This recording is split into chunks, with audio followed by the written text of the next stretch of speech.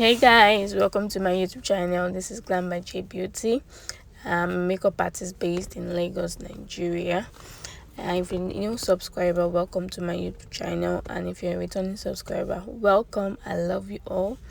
Today's look is about a Nigerian bridal look and inspiration coupled with the fact that my client wants doing she actually booked for a birthday session, but she said she wanted that bridal vibe. So my client, what they want is what she wants is what she will get, and always remember that your brief is my command.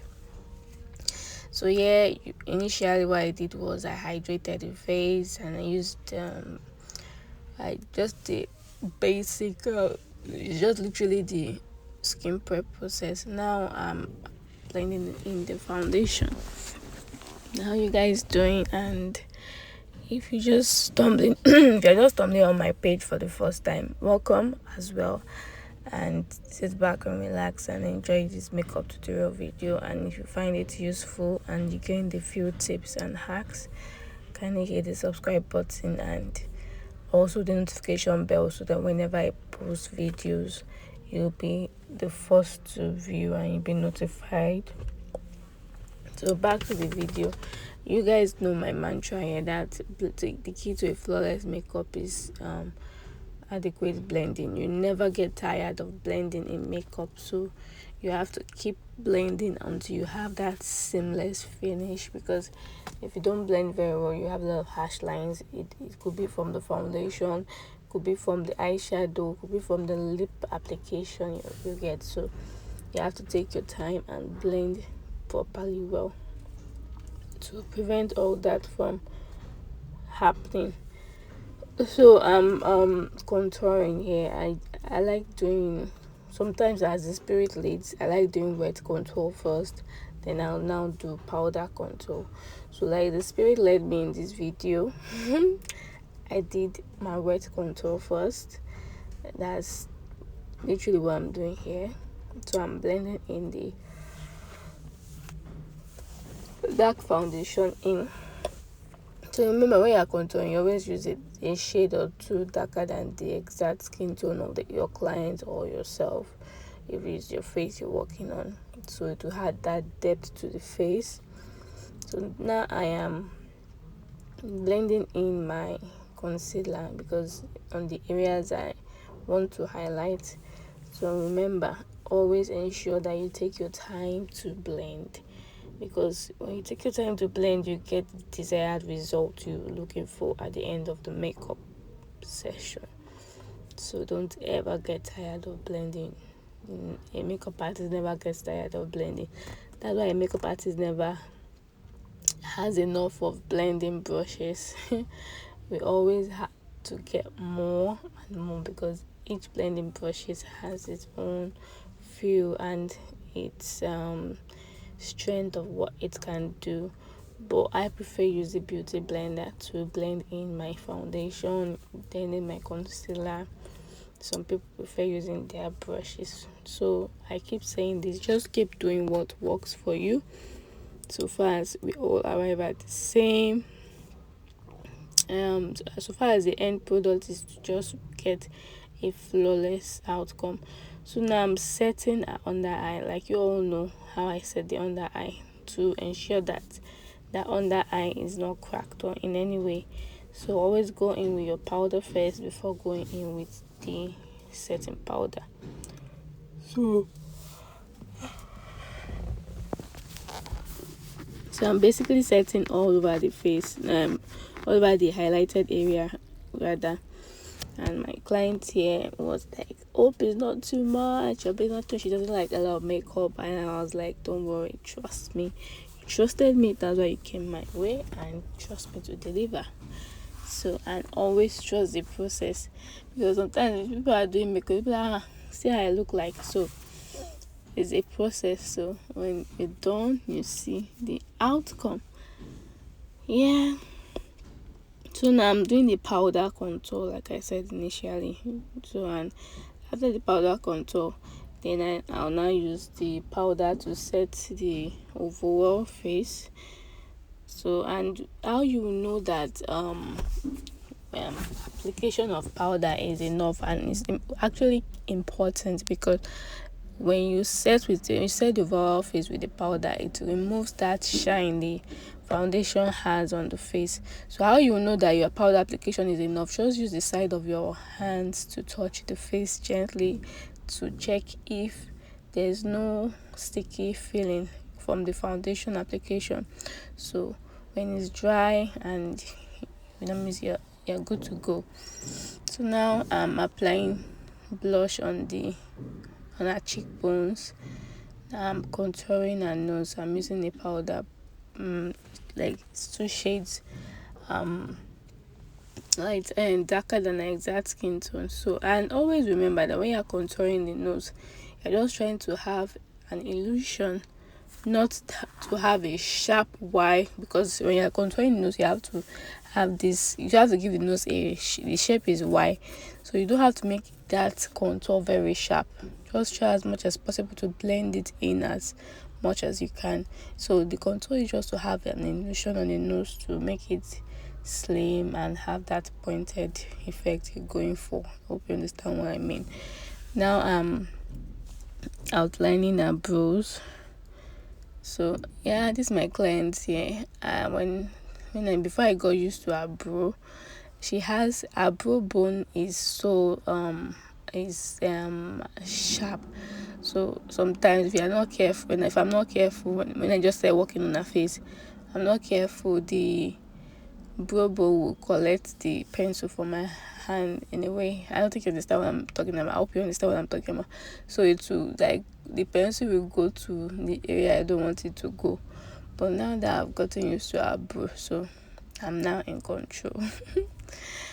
Don't mind me for that little deviation. I just thought I should just explain. So now I'm blending the concealer into the brow. And remember, don't drag it, just you push it in and ensure that because if you drag it, it's going to reduce the consistency of the concealer, and you don't want that. You want your concealer to stand out and be smooth. So you just try as much as possible to push it in and do not drag it. So push it in and you blend it as much as you can.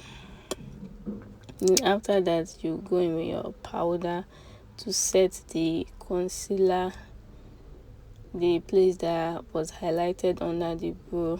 So that's basically what I'm doing. If you do that, your brow wouldn't shake at all.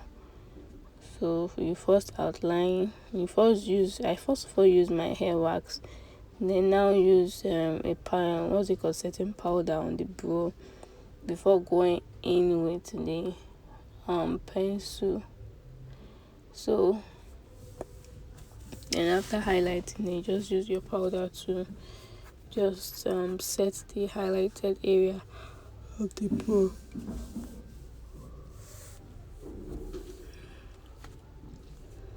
Now, before you use your eyeshadow, you can either use your eyeshadow, before you apply your eyeshadow, you can either use your eyeshadow primer or your concealer. But just remember, do what works for you. Like, if you find it difficult to blend the eyeshadow primer, you can always use a concealer. So I use eyeshadow, benign eyeshadow primer here, white. So I'm using a dark brown color for my eyeshadow palette on the outer V area. So I'm mixing the dark brown and a lighter brown together. So that's basically what I'm doing here.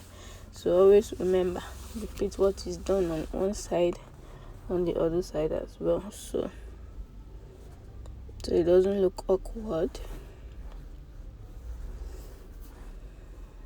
So yeah, I'm trying to blend the two colors together so I don't have any harsh line on the joining whatsoever.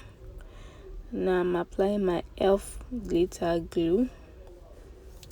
or pigment glue. I'm applying it on the areas I want to apply the pigment.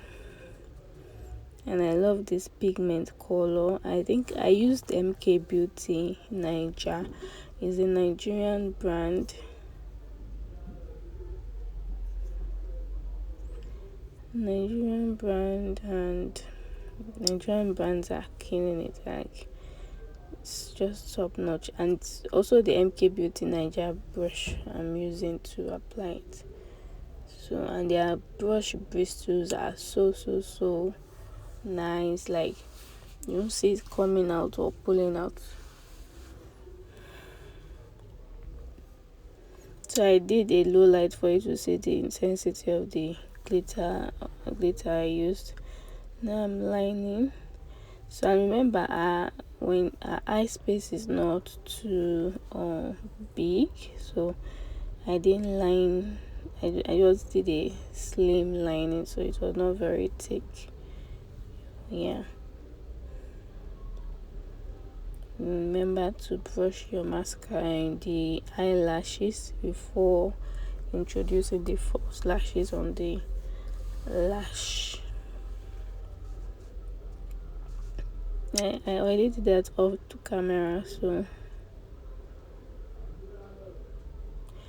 most time when I'm applying false lashes on my clients' lashes, I always tell them to open their eyes but look down, so it's always easier for me. So that's what she's doing here.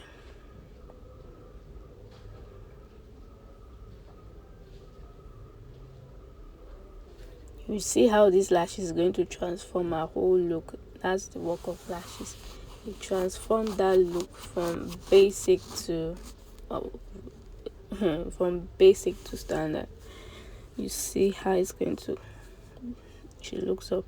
Now she's still trying to get used to the feel of the false lashes on her lash, because she's not really used to fixing lashes. And whenever she does, she looks beautiful. And I don't know why she does. Now she's getting used to it, so she'll be like, thing is covering her eyes. And I even literally I didn't use a very long lashes for her. I used something small, minimal. So this is me smoking the under eye area with my Yoruba Beauty brush, flat brush.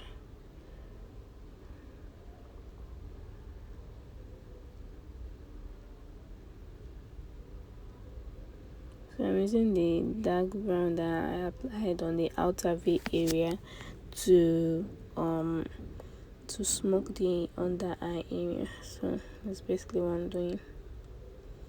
Now I'm applying the lipstick. I actually used my Magic Lip palette. So I used my Magic Lip palette and Classic Makeup nude lip stain. So I applied it in the middle of her lips before lining the border of her lips with a dark brown what's it called, lipstick. So after doing that, I'm going to blend everything together, so that joining that you're seeing won't be there after I finish blending.